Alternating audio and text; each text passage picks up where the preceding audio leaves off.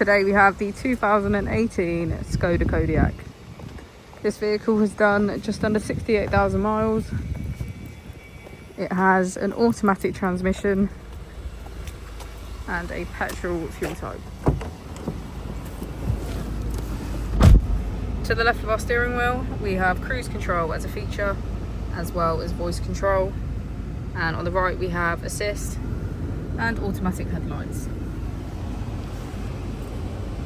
On our screen we can access smartphone integration, radio and media, navigation, Skoda Connect, navigation, our media command, aircon and settings. If we put the vehicle into reverse, we can see that it comes with a 360 degrees camera with parking sensors. Just below we have our dual zone climate control with heated seats on either side.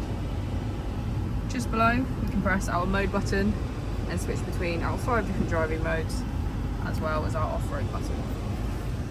As we go into the back of the vehicle we can see that we have 7 seats in total, all of which are full black leather.